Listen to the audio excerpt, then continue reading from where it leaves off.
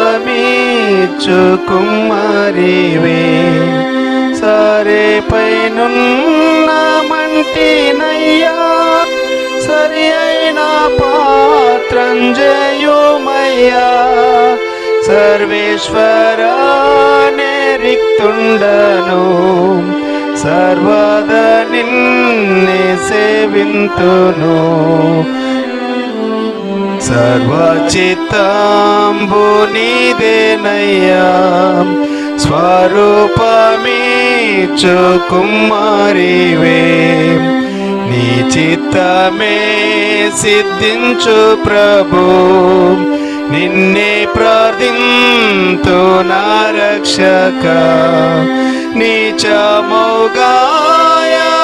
చేతను నిత్యంబు కృంగి అలసియుండా నిజమైన సర్వశక్తుండవే నీ చేత బట్టి నన్ను రక్షింపుమా సర్వచిత్తంబు నీదేనయ్యా స్వరూపమీచు కుమ్మరివే ఆత్మస్వరూపని చిత్తమే అనిశంభు చెల్లు ఇహ పరమునా అధికంబుగా నీ ఆత్మతో ఆవరింపు మోనా రక్షక అందరూ నాలో క్రీస్తుని చూడా ఆత్మతో నన్ను నింపుము దేవా సర్వచిత్తంబు నీదేనయ్యా స్వరూపమీచు కుమ్మరివే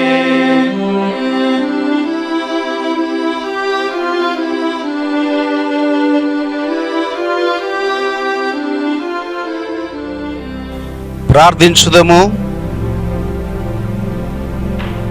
సర్వశక్తి గల దేవా, హృదయములన్నీ నీకు బట్టబయలై కోరికలన్నీ తెలిసే ఉన్నవి. ఏ రహస్యములను నీకు దాగి ఉండవు. మేము నిన్ను సంపూర్ణముగా ప్రేమించి నీ పరిశుద్ధ నామమును యుక్తముగా మహిమపరచునట్లు నీ పరిశుద్ధాత్మావేశము చేత మా హృదయమందరి తలంపులను మా ప్రభువైన క్రీస్తు ద్వారా పవిత్రపరచుము. పునరుత్థానము తరువాత వచ్చడి 3వ ఆదివారము సంగ్రహ ప్రార్థన, పాత నిబంధన ఉత్తరము, పరిశుద్ధ సువార్త భాగములు. సర్వశక్తి గల దేవా, త్రోవ తప్పిన వారు నీతి మార్గములోనికి తిరుగునట్లు వారికి నీ సత్యమును వెలుగు కనపరచువాడవు నీవే కదా. క్రీస్తు మత సాంగత్యములో చేర్చబడిన వారందరూ తాము పూనుకున్న వాటిని ప్రతికూలమైనవి విసర్జించి అనుకూలమైనవన్నీ అనుసరించినట్లు దయచేయమని మా ప్రభువైన యేసుక్రీస్తు ద్వారా వేడుకొనుచున్నాము. ఆమేన్. పాత నిబంధన పాఠము ఆదికాండము 45వ అధ్యాయము 3వ వచనం నుండి ప్రారంభము. ఆదికాండము 45వ అధ్యాయము 3వ వచనం నుండి ప్రారంభము.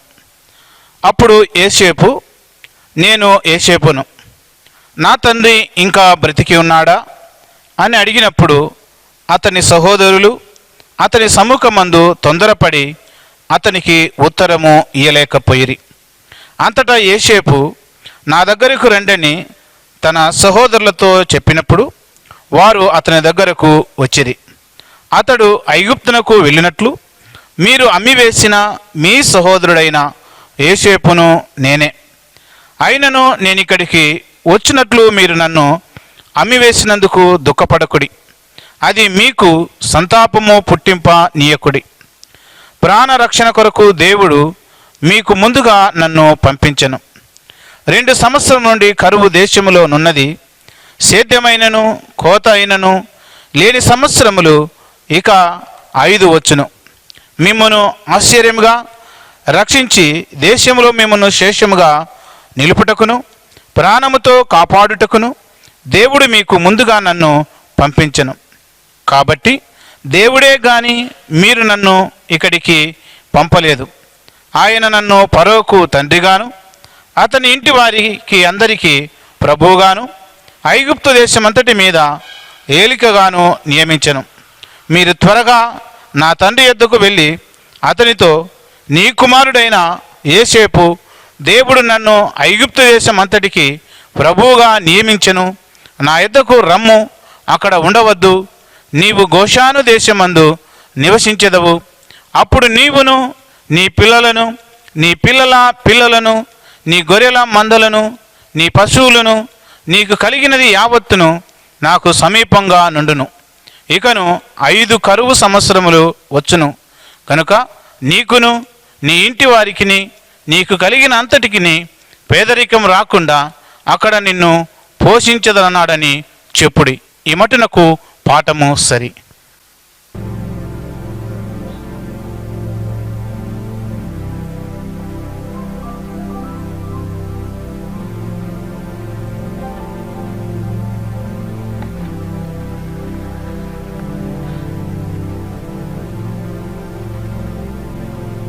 ప్రభు మీకు తోడయుండును గాక.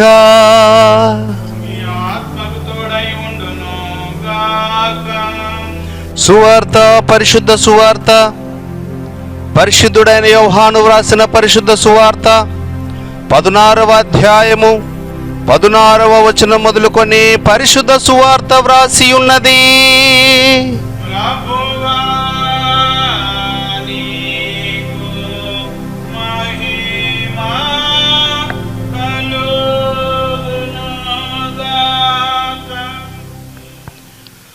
పరిశుద్ధుడైన యోహాను వ్రాసిన పరిశుద్ధ సువార్త 16వ అధ్యాయము 16వ వచనారంభము. కొంచెము కాలమైన తరువాత మీరిక నన్ను చూడరు, మరి కొంచెము కాలమునకు నన్ను చూచెదరని చెప్పాను. కాబట్టి ఆయన శిష్యులలో కొందరు, కొంచెము కాలమైన తరువాత నన్ను చూడరు, మరి కొంచెము కాలమునకు నన్ను చూచెదరు, నేను తండ్రి యొద్దకు వెళ్ళుచున్నాననియు ఆయన మనతో చెప్పుచున్న మాట ఏమిటని ఒకరితో ఒకరు చెప్పుకొనిరి. కొంచెము కాలమని ఆయన చెప్పుచున్నదేమిటి? ఆయన చెప్పుచున్న సంగతి మనకు తెలియదని చెప్పుకొనిరి. వారు తన్ను అడుగగోరుచుండిరని యేసు ఎరిగి వారితో ఇట్లనెను, కొంచెము కాలమైన తరువాత మీరు నన్ను చూడరు, మరి కొంచెము కాలమునకు నన్ను చూచెదరని నేను చెప్పిన మాటను గురించి మీరు ఒకరితో ఒకడు ఆలోచించుకొనుచున్నారా? మీరు ఏడ్చి ప్రలాపింతురు గాని లోకము సంతోషించును, మీరు దుఃఖింతురు గాని మీ దుఃఖము సంతోషమగునని మీతో నిశ్చయముగా చెప్పుచున్నాను. స్త్రీ ప్రసవించినప్పుడు ఆమె గడియ వచ్చెను గనుక ఆమె వేదన పడును.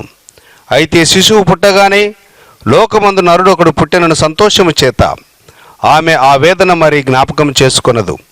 అటువలే మీరును ఇప్పుడు దుఃఖపడుచున్నారు, కానీ మిమ్మును మరలా చూచెదను, అప్పుడు మీ హృదయము సంతోషించును. మీ సంతోషమును ఎవడును మీ వద్ద నుండి తీసివేయడు అని చెప్పాను.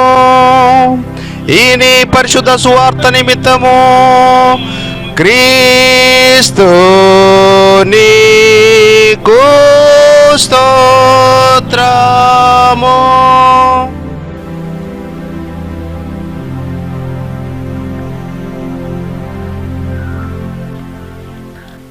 ప్రార్థించుదము. తండ్రి, కుమారుడు, పరిశుద్ధాత్మ పేరిట ఆమెన్. మా విమోచకుడా, మా ఆశ్రయ దుర్గమా, క్రీస్తు ప్రభువా, నా నోటి మాటలు మా అందరి హృదయ ధ్యానములు మీ దృష్టికి యోగ్యములగునుగాక. ఆమెన్. ప్రభునందు ప్రియమైన దేవుని బిడ్డలారా, మీ అందరికీ మన ప్రభువును ప్రియ రక్షకుడైన యేసు స్వాముల వారి శ్రేష్టమైన నామమందు శుభములు దైవాశీస్సులు అందిస్తూ ఈ పునరుత్థానం తర్వాత వచ్చే 3వ ఆదివారమునకు ప్రేమతో మిమ్మల్ని ఆహ్వానిస్తున్నాను. మరో పర్యాయము ఇలాగున మనమందరము మీ గృహములలో కలుసుకోవటానికి ప్రేమతో మీరు ఆహ్వానించినందుకు దైవవాక్య ధ్యానము నిమిత్తమై ప్రభువునకు కృతజ్ఞతా స్తోత్రాలు చెల్లిస్తూ మీ అందరికీ మన ప్రభు అయిన యేసుస్వామి శ్రేష్టమైన దీవెనలు మెండుగా ప్రభు అనుగ్రహించాలని నేను ప్రభువును ప్రార్థన చేస్తూ ఉన్నాను. నంద్యాల అధ్యక్ష మండలం దక్షిణ ఇండియా సంఘము క్రైస్ట్ చర్చ్ గిద్దలూరు నుండి మరియు సంఘం అంతటి పక్షంగా గురువుల పక్షంగా నాయకుల పక్షముగా మీ అందరికీ ప్రభు పేరిట శుభములు దైవాశీస్సులు వందనములు తెలియజేస్తూ ఉన్నాను.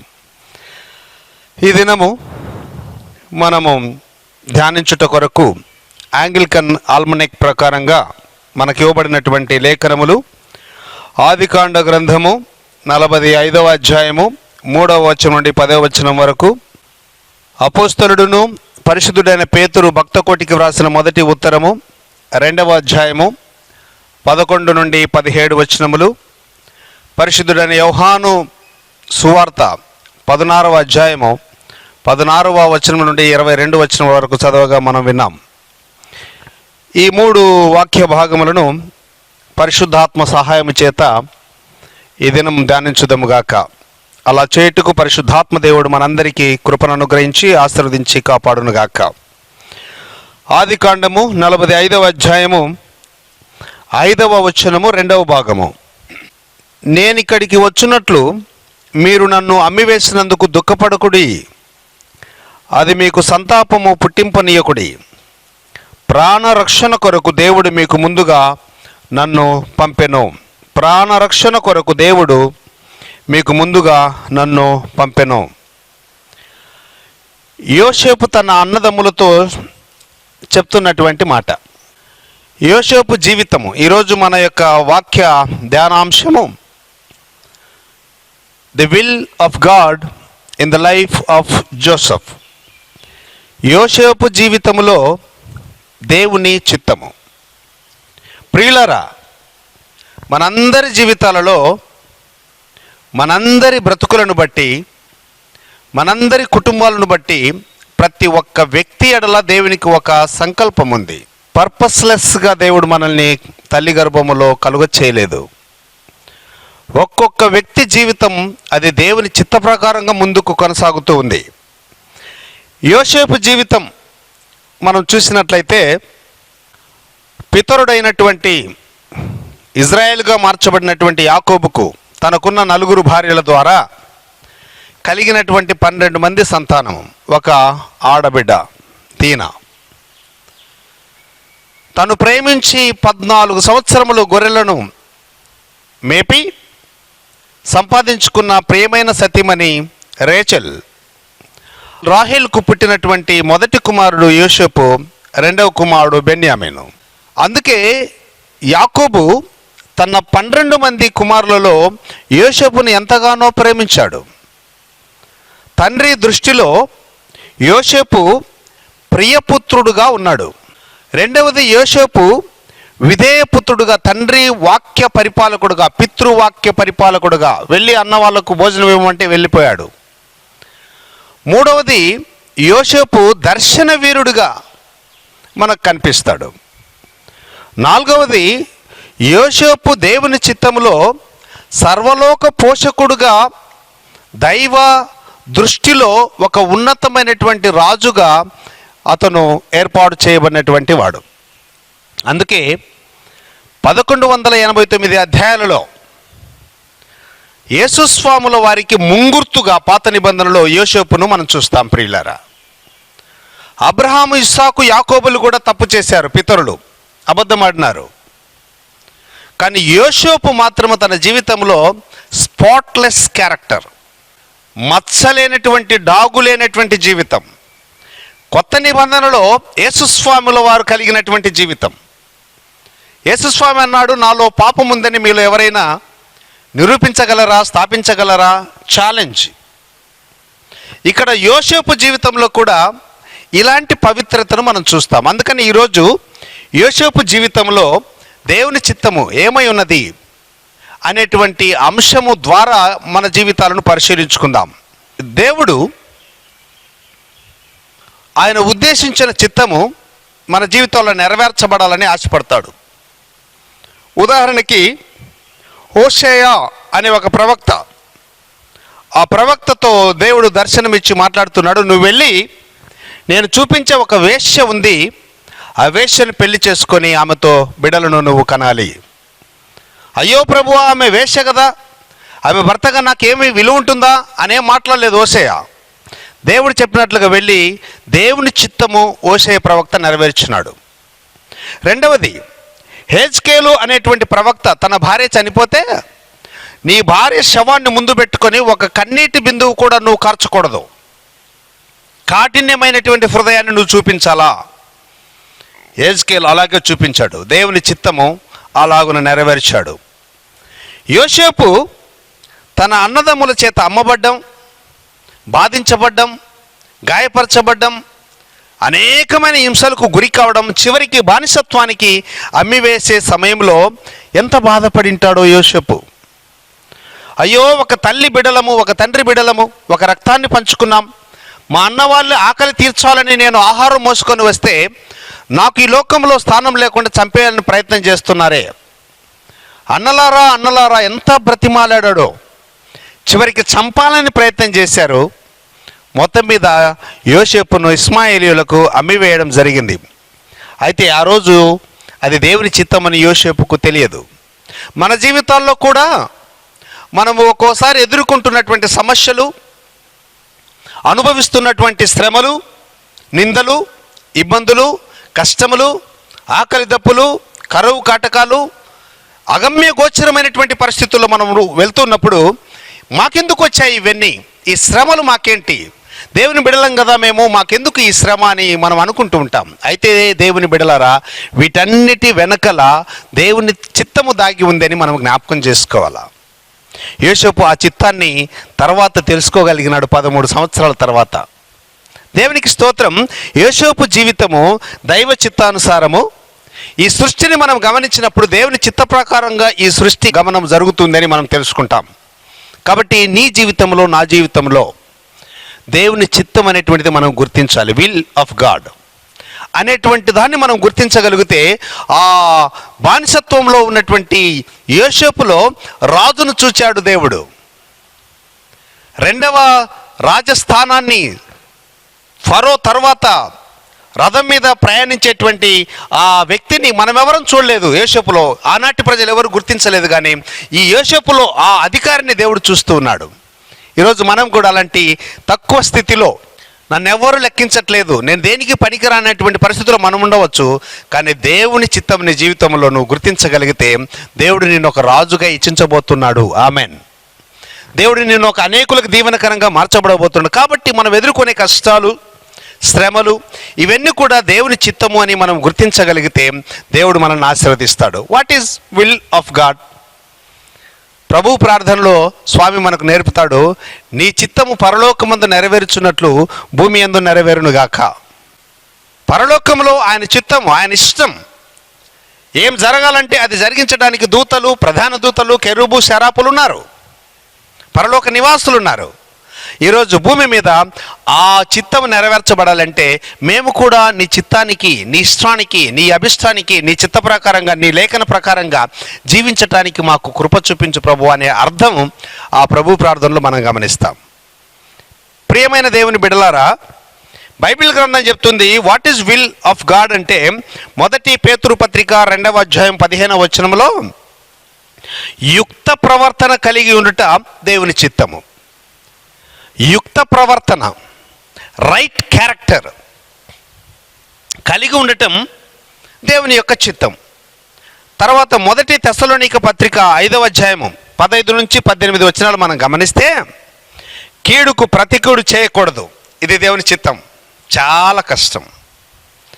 మేలైన దానిని అనుసరించి నడుచుకోవాలా, ఎల్లప్పుడూ సంతోషంగా ఉండాలా. దుఃఖభాగులు ఉంటారు, ఏమి ఉన్నా వారి ముఖంలో నవ్వు ఉండదు. భోగ భాగ్యాలున్నా సంతోషించలేరు. బైబిల్ గ్రంథం చెప్తుంది, వాట్ ఈస్ రియల్ బ్లెస్సింగ్ అంటే rejoice in the lord. I will say again, rejoice in the lord అని పౌలు దేవుని యొక్క వాక్యంలో ఫిలిప్పీ సంఘానికి మనకు చెప్తున్నాడు 4వ అధ్యాయం 4వ వచనంలో. ఆనందించండి, మరలా చెప్తున్నాను, ఆనందించండి.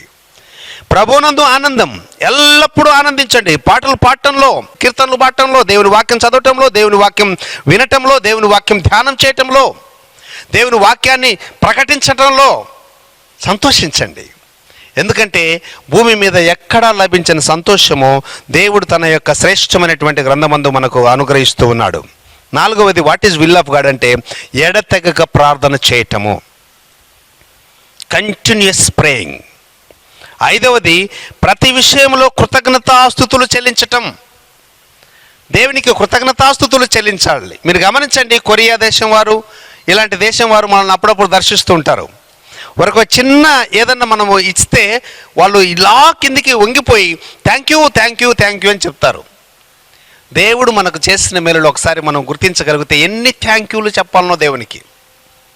ప్రతి విషయంలో గ్రాటిట్యూడ్ కలిగి కృతజ్ఞతాస్తుతులు చెల్లించడం దేవుని చిత్తం. పరిశుద్ధుడైన మత్తయి సువార్త 12వ అధ్యాయం 50వ వచనంలో, పరలోకమందున్న తండ్రి చిత్తము చొప్పున చేయువారు నా సహోదరులు అంటున్నారు. దేవుని చిత్తం నెరవేరిస్తే మనం యేసుస్వామికి అన్నదమ్ములం అవుతావట, అక్క చెల్లెలం అవుతావట. తర్వాత యోహాను సువార్త 6వ అధ్యాయం 40వ వచనంలో, ప్రతివాడు నిత్య జీవము పొందుటయే నా తండ్రి చిత్తము. నరకపాత్రులు కావటం దేవుని చిత్తం కాదు. ఒక నాశన పుత్రుడు తప్ప, ఇస్కరియోతు యూదా తప్ప అందరూ నిత్య జీవంలో పోవాలనేటువంటిది దేవుని చిత్తం.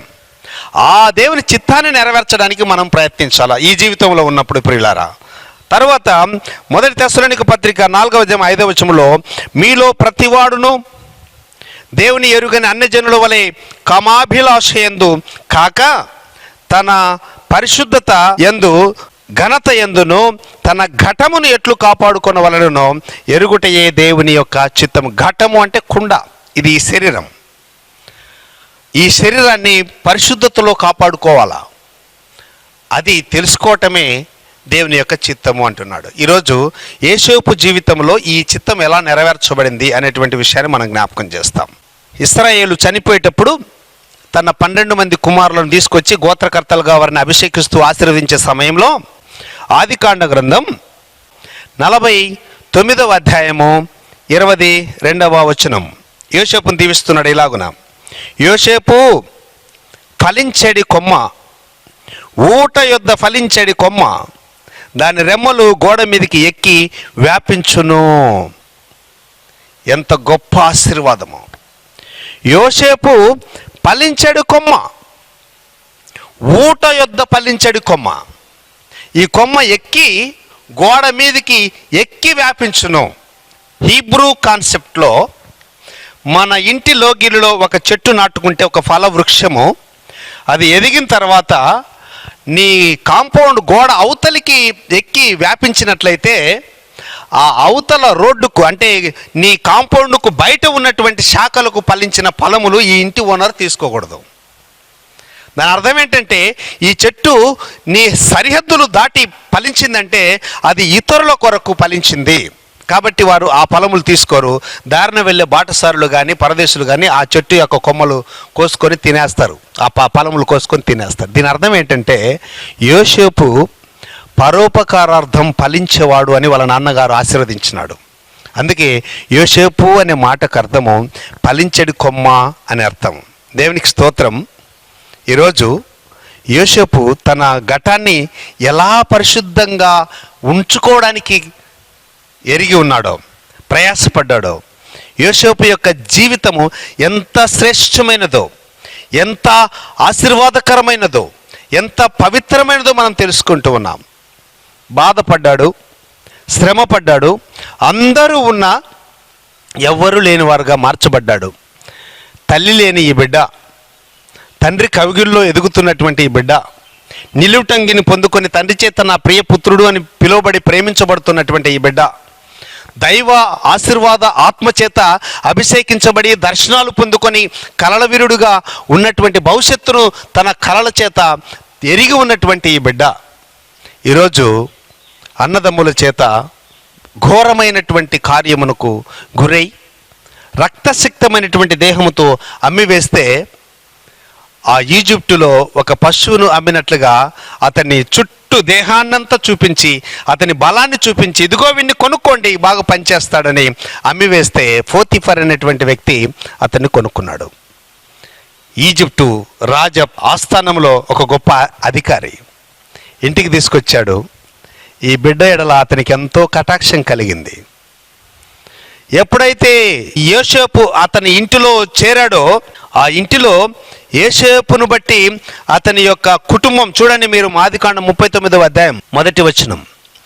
యోసేపును ఐగుప్తునకు తీసుకొని వచ్చినప్పుడు ఫరో యొక్క ఉద్యోగస్తుడును రాజ సంరక్షక సేనాధిపతియునైన పోతీఫరను ఒక ఐగుప్తీయుడు అతన్ని తీసుకొని వచ్చిన ఇష్మాయేలీయులనొద్ద అతన్ని కొనెను.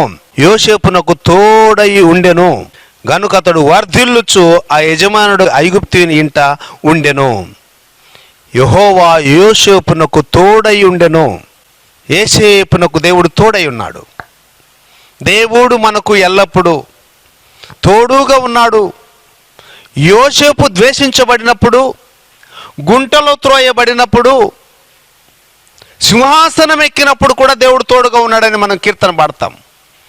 ఈరోజు యోసేపుకు దేవుడు తోడుగా ఉన్నాడు.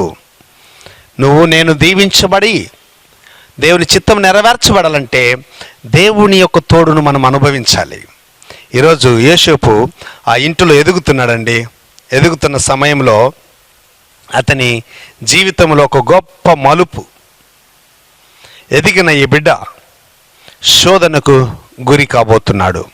కన్ను వేసెను అని రాయబడింది. ఈ స్త్రీ ప్రొవోక్ చేస్తూ ఉంది అతన్ని. ఆదికాండం 39వ అధ్యాయము 12వ వచనంలో అతని వస్త్రము పట్టుకొని ఆపర్చునిటీ చూచి అతను లోబడక తప్పించుకొని బయటికి పారిపోయాను. అతను ఇస్తున్న మాట 9వ వచనంలో ఘోరమైన దుష్కార్యము చేయనిష్టపడలేదు, కామాభిలాషయందు అతడు ఫలించలేదు. యోసేపు ఫలించడు కొమ్మ. దేంట్లో ఫలిస్తున్నాడు అంటే మొదటిది యోసేపు Joseph fruited in the holiness and the righteousness of God. యోసేపు పరిశుద్ధత యందు నీతి యందు ఫలించాడు. తన ఘటమును కాపాడుకోవటానికి ఫలించాడు. దేవుని యొక్క చిత్తాన్ని ఎరిగి జీవించుటకు, నీతిని కొనసాగించుటకు ఆ ఇంట్లో అన్నం పెట్టిన ఆ తల్లిని చూచి అతడు ఆ అమ్మగా స్వీకరించటంలో ఫలించాడు. అందుకే నీతి అను మైమరువు యోసేపు ధరించాడు. ఎఫెసీ పత్రిక 6వ అధ్యాయం సర్వాంగ కవచంలో మనం చూస్తే 10వ వచనం నుంచి నీతి అనే మైమరువు, ఈ నీతి అనే మైమరువు అతను ధరించుకున్నాడు. ఈ నీతి ఇథోస్ అని పిలుస్తాం. ఆ ఇథోస్ అనేటువంటి మాటల నుంచి ఎథిక్స్ అనేటువంటి శాస్త్రం వచ్చింది. ఇంగ్లీష్ భాషలో రైచియస్నెస్ అంటాం. నీతి అంటే the right relationship with your God, right relationship with neighbours. దేవునితోనూ పొరుగు వారితోనూ సంబంధం కలిగి ఉండటం నీతి. ఈ సంబంధం కలిగి ఉండడము ఈ యోసేపు నేర్చుకుంటూ ఉన్నాడు. శ్రమల బడిలో, కష్టాల కొలిమిలో, నష్టాల ఊబిలో దిగబడిపోయిన యోసేపు పరిశుద్ధతను పోగొట్టుకోవడంలో ఏమాత్రం కూడా ఇష్టపడలేదు. పరిశుద్ధతలో అతను ఫలిస్తున్నాడు, నీతి యందు ఫలిస్తూ ఉన్నాడు. ఈ నీతి రైచియస్నెస్ రెండు విధాలుగా ఉంటుంది. ఒకటి ఇంప్యూటెడ్ రైచియస్నెస్, రెండవది ఇంపోర్టెడ్ రైచియస్నెస్. అది ఆరోపిత నీతి, ప్రాసాదిత నీతి. ఇంప్యూటెడ్ రైచియస్నెస్, నీకు ఆరోపించబడేటువంటి నీతి. అబ్రహాము దేవుని నమ్మెను, అది అతనికి నీతిగా ఎంచబడను, ఆరోపించినారు అతనికి. రెండవది ఇంపోర్టెడ్ రైచియస్నెస్, ప్రాసాదిత నీతి. రోమాపత్రిక 6వ అధ్యాయం 7వ అధ్యాయం 8వ వచనంలో చూస్తే దేవుని నీతి మనకు ప్రసాదించబడింది, నీతిమంతులుగా మార్చబడ్డాం. దేవుడు ప్రసాదించేటువంటి అశ్రేష్టమైనటువంటి ఆశీర్వాదం మన క్యారెక్టర్ ద్వారా ఇంప్యూటెడ్ చేసుకునే నీతి కంటే దేవుని చేత ఇంపోర్ట్ చేయబడేటువంటి నీతి ఎంతో శ్రేష్టమైనది. కాబట్టి యోసేపు ఈ నీతిని అనుభవించగలిగాడు. 5 విషయాలు. యోసేపు నీతిగల ఉద్దేశాలు కలిగి జీవించాడు. ఉద్దేశం, సదుద్దేశము. యోసేపు నీతిగల తలంపులు కలిగి ఉన్నాడు. సదాలోచన. యోసేపు నీతిగల మాటలు మాట్లాడేవాడు, సద్వాక్కులు. నాలుగవది, యోసేపు నీతిగల పనులు చేసేవాడు, సత్క్రియ. ఐదవది, యోసేపు నీతిగల చూపు కలవాడు, సదావలోకనం. సదుద్దేశం, సదాలోచన, సద్వాక్కు, సత్క్రియ, సదావలోకనం, సదృష్టి కలిగిన వాడు యోసేపు. అందుకే నీతి యందు యోసేపు ఫలించాడు. బెర్నార్డ్ షా అనేటువంటి ఒక పండితుడు ఏమంటాడంటే, నీతి సద్గుణాలు వజ్రాల కన్నా విలువైనవి, అవి మనిషికి సంతృప్తినిస్తాయి, దేవునికి దగ్గరగా చేస్తాయి, అందరికీ ప్రియమైన వానిగా చేస్తాయి అని చెప్పాడు. నీతి సద్గుణాలు వజ్రాల కంటే విలువైనవి. చాలా విలువ కలిగిన వాళ్ళమని వజ్రాలు ఉన్నాయని మనం అనుకుంటుంటాం. 2013 సంవత్సరంలో ఏప్రిల్ 18వ తారీఖున న్యూయార్క్లో ఒక ఇండియన్ వజ్రము వేలం వేశారు. ఆ వజ్రం పేరు ప్రిన్సీ. ఆ వజ్రము 211 కోట్లకు అమ్మబడింది. ఒక చిన్న వజ్రం. అయితే నీతి సద్గుణాలు ఆ వజ్రం కంటే విలువైనవి అని చెప్పి దేవుని వాక్యం సెలవిస్తూ ఉంది. మరో క్రిస్టీ అనేటువంటి ఒక వజ్రం 1000 కోట్లకు అమ్మబడింది. విలువైనది ఇది. నీవు నేను ఈ 5 సదుద్దేశం, సదాలోచన, సద్వాక్కు, సత్క్రియ, సదావలోకనం కలిగి ఇతరుల ఎడ మనం జీవించగలిగితే ఈ వజ్రాల కంటే విలువైన వాళ్ళమని దేవుని వాక్యం సెలవిస్తుంది.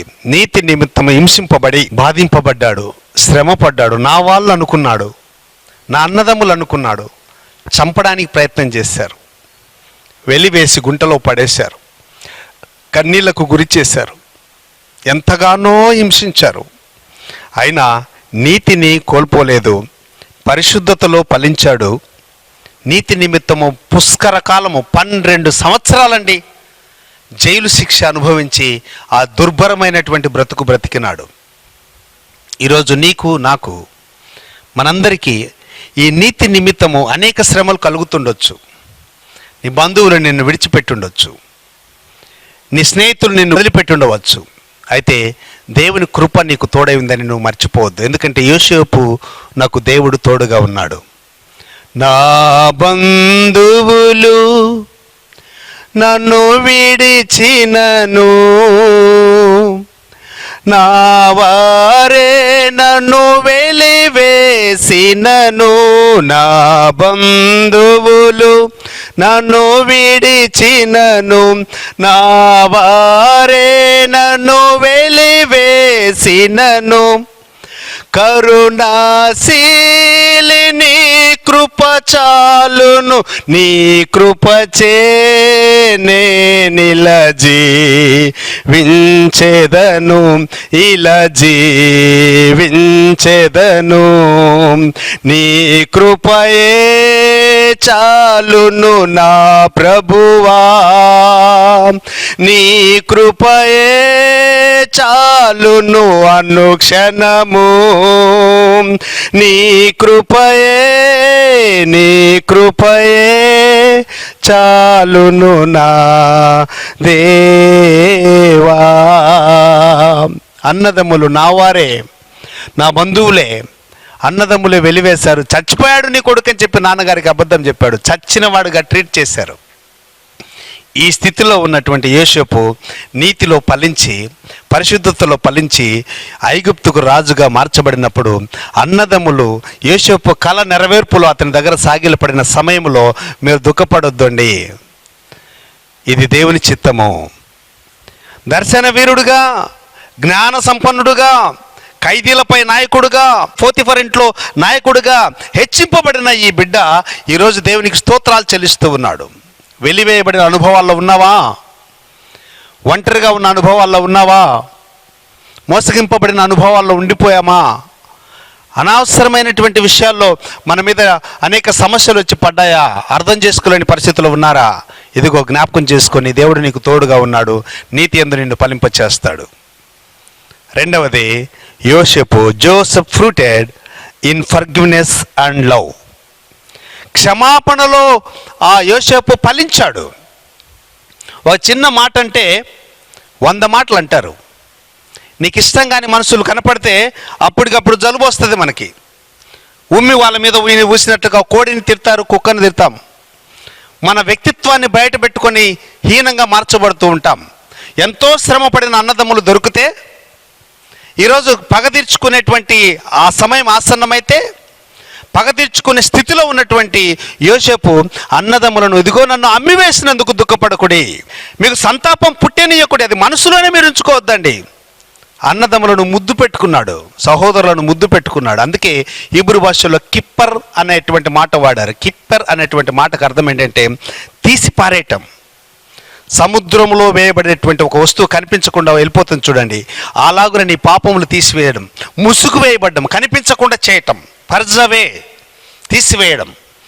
యేసుస్వామి మన పాపములు తీసివేశాడు. ఎంతో కీడు చేసిన అన్నదమ్ములను ప్రేమ చూపిస్తూ ఉన్నాడు. క్రీస్తుకు ముంగుర్తుగా ఉన్నాడు.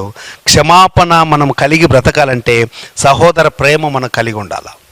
సహోదర ప్రేమ లేకపోతే క్షమించలేం. ప్రేమ దైవ లక్షణం.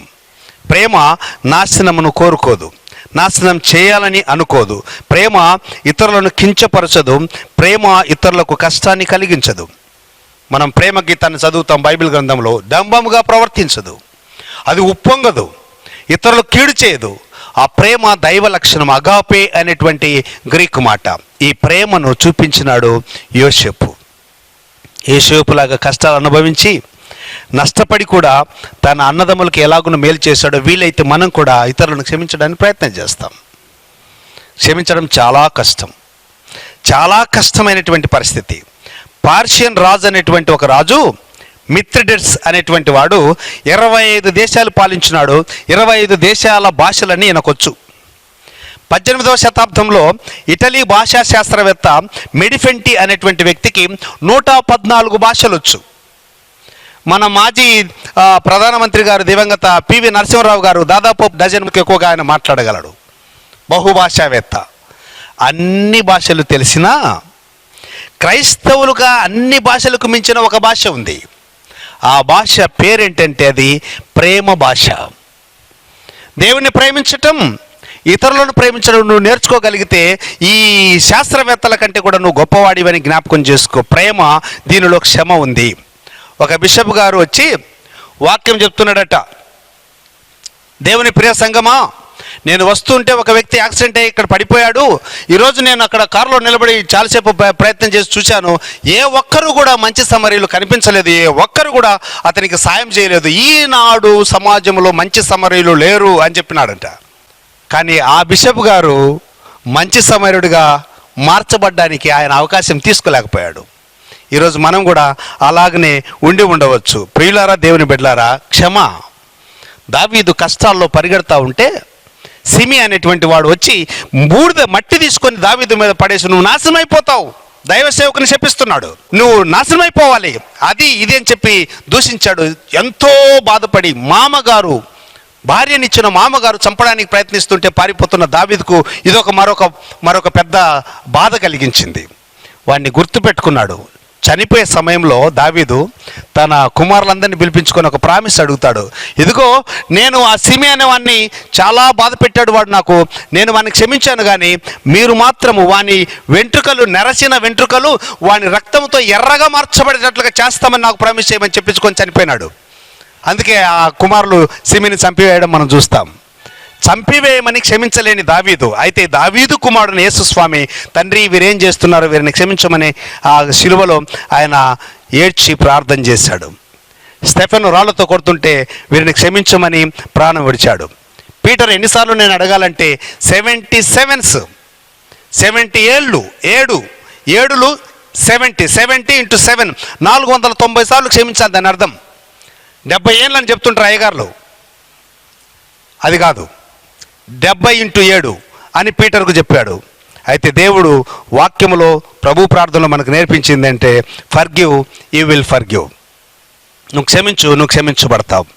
కాబట్టి ఈరోజు అన్నదమ్ములందరూ వచ్చి చేతికి చిక్కితే, నేను మిమ్మల్ని క్షమిస్తున్నాను, మిమ్మల్ని చంపను, మీద పగ తీర్చుకోను.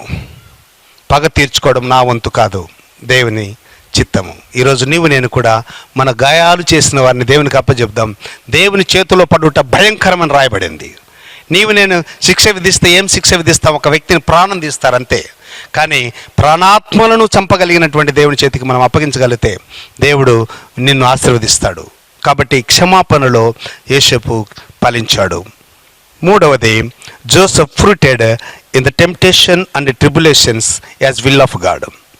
శోధనలలో, బాధలలో అది దేవుని చిత్తమని ఫలించడం నేర్చుకున్నాడు. ఆదికాండం 45వ అధ్యాయం 45వ వచనం. ఏమి జరిగినా దేవుని చిత్తం అనుకోవాలి. అందుకని మనం కీర్తన పాడుతుంటాం, ఎన్ని తలచినా ఏది అడిగినా జరిగేది నీ చిత్తమే ప్రభువా, జరిగేది నీ చిత్తమే అని. ఈరోజు మనం జ్ఞాపకం చేసుకుంటే బాధ, నీ బాధ అనేకులకు మేలు కలుగుతుందేమో. నువ్వు బాధపడే నీ కన్నీళ్ళు అనేకులకు ఆనంద బాష్పాలేమో. నువ్వు కరువులో ఉండేటువంటి ఆ పరిస్థితి అనేకులకు ఆహారాన్ని పోషించేటట్లుగా ఇస్తుందేమో. అందరినీ పోగొట్టుకొని జైలు పాలై ఆ జైల్లో నైలు నది నీళ్లు తాగుతూ నల్లుల చేత పీడింపబడుతూ ఎంతో ఏడుపుకు గురైనటువంటి ఈ యోసేపు శ్రమల్లో, బాధల్లో ఫలిస్తున్నాడు.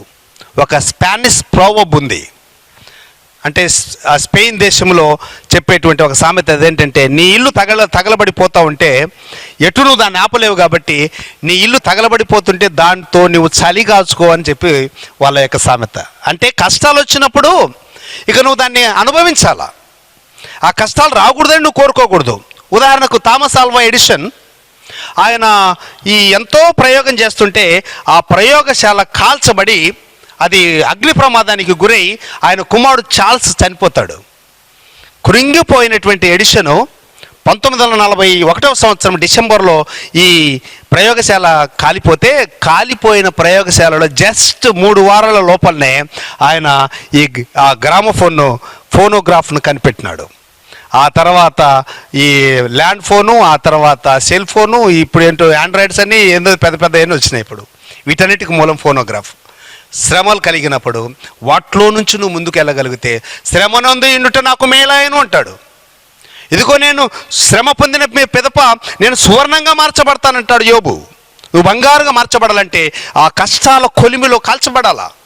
నువ్వు మేలిమి బంగారుగా తయారు చేయబడాలంటే నీ శ్రమల్లో, ఇబ్బందుల్లో, కరువుల్లో, నిర్లక్ష్యానికి గురైనటువంటి నీవు ఆ అనుభవం నుంచి ముందుకు వెళ్ళిపోవాలా. అందుకే పౌలు భక్తుడు అంటాడు, నేను ఎన్నో శ్రమల నుంచి ముందుకు వచ్చాను, అయితే బ్రతుకుట క్రీస్తే, చావైతే లాభం.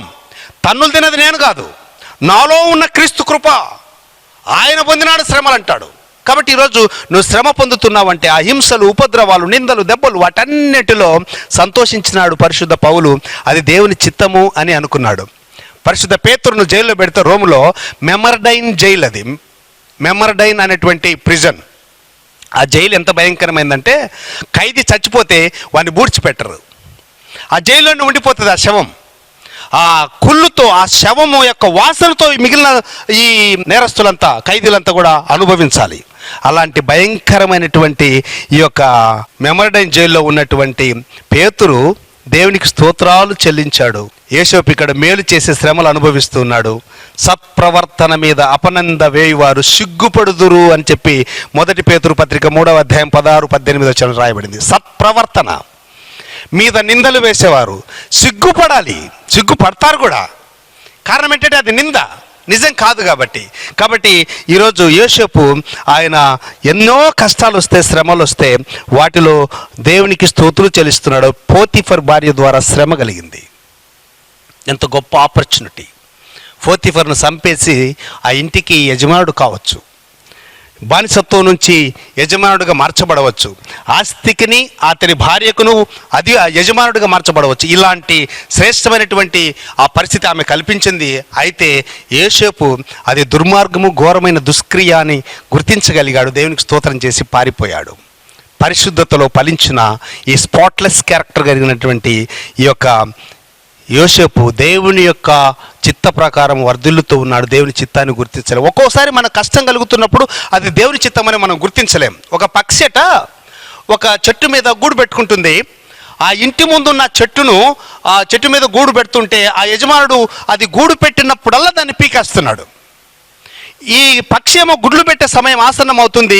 ఇది గూడు పెట్టడం, ఆ యజమానుడు కొట్టేయడం, ఇది గూడు పెట్టడం, ఆ యజమానుడు కొట్టేస్తుంటే ఇది చెట్టే నాకు వద్దని చెప్పి పక్క చెట్టుకు వెళ్ళి అక్కడ గూడు పెట్టుకొని హ్యాపీగా ఉంది. నెక్స్ట్ రోజే ఈ చెట్టును ఆ యజమానుడు నరికేస్తా ఉన్నాడు. అప్పుడు అనుకున్నదట ఈ పక్షి, అయ్యో యజమానుడు ఎంత మంచివాడు, ఆ రోజు నేను ఎంత తిట్టుకున్నాను, నాకు గూడు లేకుండా చేస్తున్నాడు, నా శ్రమను వ్యర్థం చేస్తున్నాడు, నా ప్రయాసను వృధా చేస్తున్నాడు, నాకు నివాసం లేకుండా చేస్తున్నాడు అని నేను ఎంతో బాధపడ్డాను. అయితే ఆ యజమానుడు ఎంత మంచివాడు, ఒకవేళ నన్ను యాక్సెప్ట్ చేసింటే ఈరోజు నా గుడ్లు భూమి పాలైపోయేటి కదా, నా పిల్లలు, నాకెంత మేలు జరిగింది, ఆ రోజు శ్రమ నాకు ఈరోజు మేలైంది అని చెప్పిందంట ఆ పక్షి. శ్రమల్లో మేలు దాగి ఉంది. ఆ శ్రమల్లో మనం ఫలించగలిగితే దేవుని చిత్తాన్ని గుర్తుపెట్టుకొని మనం బ్రతకగలుగుతాం. దేవుడు మనల్ని దీవిస్తాడు. ఇదిగో యోసేపు, ఎన్నో శ్రమలు పడిన యోసేపు తన శ్రమలన్నీ దేవుని చిత్తమని గుర్తించినాడు. కాబట్టి దేవుని ప్రియమైన వారలారా, ఈరోజు నీవు నేను మన కలిగేటువంటి శ్రమలు, ఆకలి దప్పులు, పేదరికాలు అందరం పైన ఉండాలనుకుంటాం, అందరం పల్లకిలో కూర్చోవాలనుకుంటాం. మోసే బోయిలు ఎవరు? దేవుడు ఎవరెవరిని, ఒక ఇంట్లో బంగారు పాత్రలు ఉంటాయి, వెండి పాత్రలు ఉంటాయి, ఇదిగో కొయ్యకాలు గడ్డితో చేయబడినటువంటి పాత్ర ఇవి కూడా ఉంటాయి. కాబట్టి దేనికి దేవుడు వాడుకుంటాడు, వాటి నుండి వాడుకుంటేనే గృహం తయారవుతుందని పౌలు భక్తుడు చెప్తాడు. కాబట్టి అందరం గజెటర్లం కాలేం, అందరూ కూలి వాళ్ళు కాలేరు.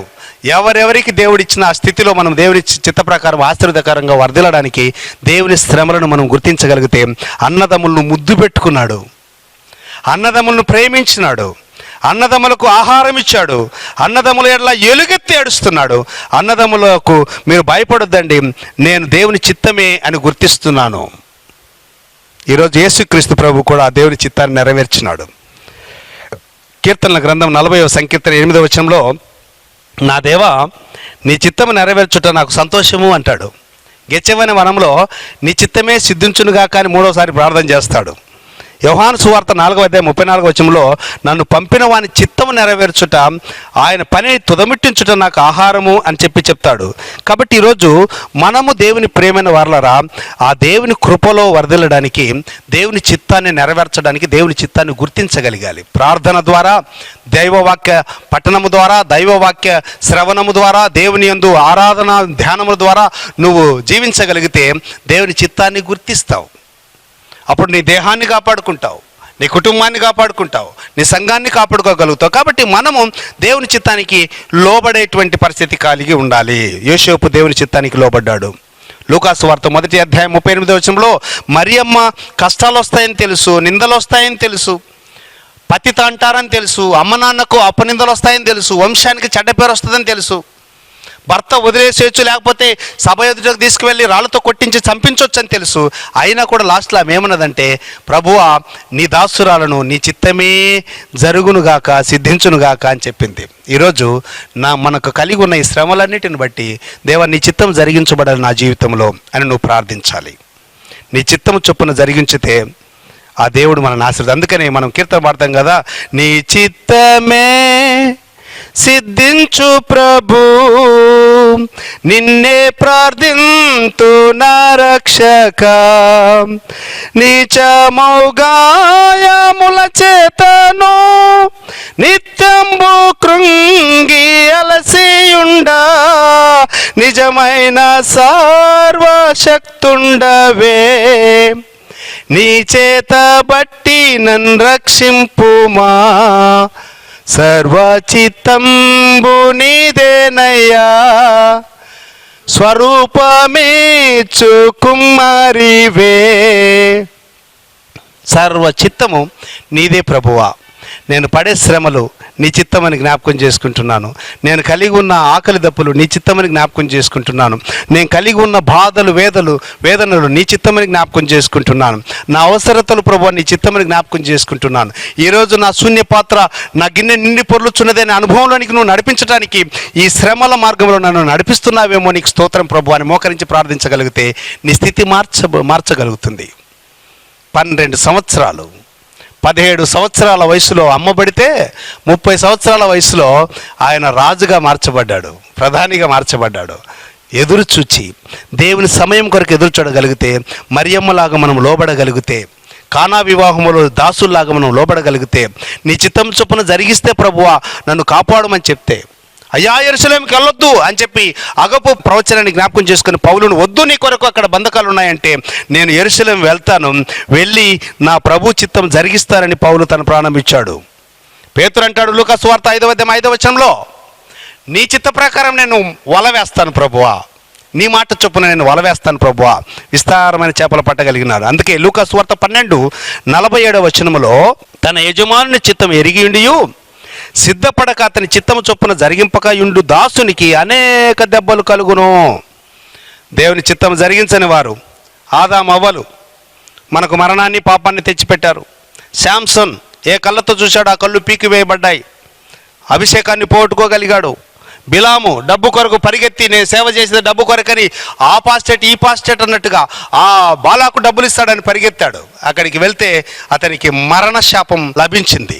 రణంలో తన ఖడ్గము నరికివేయబడి తన ఖడ్గముతో తన యొక్క శిరం నరికివేయబడేటువంటి పరిస్థితి. కాబట్టి దేవుని బిడ్డలారా, దేవుని చిత్తాన్ని జరిగించని వారిగా ఉండక దేవుని చిత్తం జరిగిస్తాం. ఎఫెసీ పత్రిక 1 4-6 చూస్తే తన చిత్త ప్రకారం దయా సంకల్పము చొప్పున తన కుమారునిగా స్వీకరించాడు. యాకోబు పత్రిక 1 తన సంకల్పము చొప్పున మనల్ని కన్నాడు. రోమాపత్రిక 12:2 తన దైవ చిత్తము పరీక్షించి మనసు మారి రూపాంతరం పొందాలి. ఎఫెసీ 6:6 దేవుని చిత్తము మనస్పూర్వకంగా జరిగించాలి. 1 పేతురు పత్రిక 2:15 యుక్త ప్రవర్తన కలిగి ఉండుట దేవుని చిత్తము. 1 పేతురు పత్రిక 4:3 పోకరి చేష్టలు, దురాశలు, మద్యపానము, అల్లరితో కూడిన ఆటపాటలు, త్రాగుబోతుల విందులు, విగ్రహ పూజలు ఇవన్నీ జరిగించడానికి గతించిన కాలం చాలును. ఈరోజు యోసేపు ఎంతో శ్రమపడ్డాడు, వెలివేయబడ్డాడు, త్రోసివేయబడ్డాడు. ఈరోజు రాజుగా మార్చబడితే అన్నదమ్ములు ప్రాణభయంతో అతని కాళ్ళ దగ్గర పడి ఉంటే, ఇదిగో మిమ్మల్ని క్షమిస్తున్నాను, మీరు నన్ను నమ్మి వేసినందుకు దుఃఖపడొద్దండి. ఈ శ్రమలు నా జీవితంలో ప్రతి గమనము ప్రతి అడుగు కూడా అది దేవుని చిత్తమే. అందుకే దేవుని స్తోత్రాలు చెల్లిస్తున్నాను. మిమ్మల్ని మీ పిల్లలను పోషిస్తాను, నాన్నగారిని పోషిస్తాను. తీసుకొని రండి నాన్నగారితో కలిసి బ్రతుకుదాం. అది పరలోక రాజ్యంలో ఉన్న తండ్రి అయిన యెహోవా దేవునితో కలిసి జీవించే అనుభవం. ఆ అనుభవం కావాలంటే మనము కూడా పరిశుద్ధత యందు, నీతి యందు, క్షమయందు, ప్రేమయందు, శ్రమల్లో, దుఃఖాల్లో, బాధల్లో ఫలించి దేవుని చిత్తాన్ని నెరవేర్చుదుగాక. ఆమేన్. ప్రార్థన. మా ప్రియ ప్రభువా, పరిశుద్ధుడా, యేసయ్యా, మీ ముంగుర్తైన యోసేపు తన జీవితంలో క్షమాపణ మాకు చూపించాడు, ప్రేమను మాకు ముందుంచాడు, శ్రమలు ప్రభు శోధనలు జయించగలిగాడు. నీ బిడ్డగా యుక్త ప్రవర్తన కలిగి ప్రవర్తించుటకు బిడ్డలందరికీ కృప చూపించమని, నీ చిత్తం జరిగించి మహిమ పొందమని, నీ బిడ్డలుగా యోసేపులాగా ఫలించాడు కొమ్మగా ఇతరులకు ఆశీర్వాదకరంగా మేము బ్రతుకుటకు కృప చూపించమని యేసు నామమున వేడుకుంటున్నాము తండ్రి. ఆమేన్. ప్రార్థించేదము. ప్రభువా మమ్మల్ని కనికరించుము, ప్రభువా మమ్మల్ని కనికరించుము.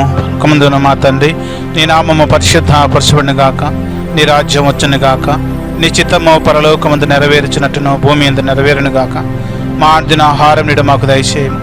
మా ఎడల అపరాధం మేము చేసిన ప్రకారం మా అపరాధము క్షమించు. మమ్మల్ని శోధనలకు తేకాదశిని తప్పించము. రాజ్యము, శక్తియు, మహిమయు నిరంతరం నివేస్వామి. ఆమేన్. ప్రేమ కనికరము కలిగిన మా దేవ, పరిశుద్ధుడవైన మా పరలోకపు తండ్రి, నీ ఘనమైన, ఉన్నతమైన, శ్రేష్టమైన నామానికి వందనాలు, స్తోత్రాలు చెల్లిస్తూ ఉన్నాం. పునరుద్ధానం తర్వాత 3వ ఆదివారంలో మమ్మల్ని ప్రవేశపెట్టి ఈ దినమునైనా నీ సన్నిధి చేరి నిన్ను ఆరాధించే భాగ్యమును మాకిచ్చిన విధానాన్ని బట్టి స్తోత్రములు చెల్లిస్తూ ఉన్నాం. ముఖ్యంగా ప్రపంచం కొరకును ప్రార్థిస్తున్నాం. కరోనా వైరస్ వలన అనేక మంది మరణానికి లోనై ఉన్నారు, అనేక మంది హాస్పిటల్లో అనారోగ్యంగా ఉంటున్నారు. వారందరి కొరకును ప్రార్థిస్తున్నాము తండ్రి. వారికి నైనా శాంతి, సమాధానము, ఆరోగ్యము దయచేయమని వేడుకొనొచ్చున్నాం. మా దేశం కొరకును ప్రార్థిస్తున్నాం. దేశంలో ప్రభా ఈ కరోనా వలన మరి అనేక మంది బాధపడుతున్న వారందరికీ సహాయం చేయమని వేడుకొనొచ్చున్నాం. ముఖ్యంగా నాయన మా యొక్క మోడరేటర్ గారైన ధర్మరాజు రసాలమన మా మోడరేటర్ గారి కొరకును ప్రార్థిస్తున్నాం. అలాగనే మా బిషప్ గారైన పుష్పలలిత బిషప్ గారి కొరకును ప్రార్థిస్తున్నాం. గురువుల కొరకును ప్రార్థిస్తున్నాం. వారి యొక్క పరిచర్య కొరకును ప్రార్థిస్తున్నాం. వారందరి ప్రభా మీరు తోడుగా ఉండి నాయన నడిపించమని ప్రార్థిస్తున్నాం. అలాగే యొక్క గిదలూరు సిఎస్ఐ క్రైస్ట్ చర్చ్ బట్టి నీకు వందనాలు చెల్లిస్తున్నాం. బాబు గారిని బట్టి, కుటుంబాన్ని బట్టి నీకు వందనాలు చెల్లిస్తున్నాం. వారు చేస్తున్న పరిచర్యలు ప్రభా మీరు తోడుగా ఉండండి, కృప దయచేయమని ప్రార్థిస్తున్నాం. అలాగనే ప్రభా మా యొక్క సంఘము కమిటీ వారికి అందరి కొరకును ప్రార్థిస్తున్నాం. సెక్రటరీ ట్రెజరర్ వారి కొరకును వారి కుటుంబాలను దీవించమని ప్రార్థిస్తున్నాం. మా క్రైస్తవ సంఘం అంతటి ప్రభా మీకు సమర్పిస్తున్నాం. ఈ కరోనా వల్ల అనేక మంది నాయన వారి గృహాలలో ఉంటున్నారు. ఇలాగున ప్రభా ప్రార్థనలోను వాక్యంలోను వారు స్థిరపడి బలపడి నాయన మంచి ఆశీర్వాదం పొందుట కృప దయచేయమని ప్రార్థిస్తున్నాం. నాయన మమ్మల్ని అందరినీ మీ దగ్గర హస్తాలకు అప్పచెప్పుకుంటూ ఈ దిన ఆశీర్వాదం నింపమని క్రీస్తు నామమున పెట్టి అడిగి వేడుకొనొచ్చున్నాము తండ్రి. ఆమేన్. బుద్ధి అంతటిని మించిన దేవుని సమాధానము మీకు తోడయుండి, దేవుని గుర్చినట్టియు ఆయన కుమారుడును మన ప్రభువునైన యేసుక్రీస్తును గుర్చినట్టియు తెలివి ఎందును ప్రేమ ఎందును మీ హృదయములను మనస్సులను కాపాడునుగాక. తండ్రియు కుమారుడును పరిశుద్ధాత్మైన సర్వశక్తి గల దేవుని దీవెన మనకును సర్వలోకమునకును సమస్త ప్రజలకును వారి ఆరోగ్యములకును తోడయుండునుగాక.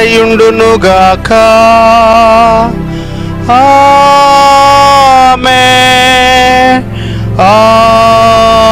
ఆమేన్.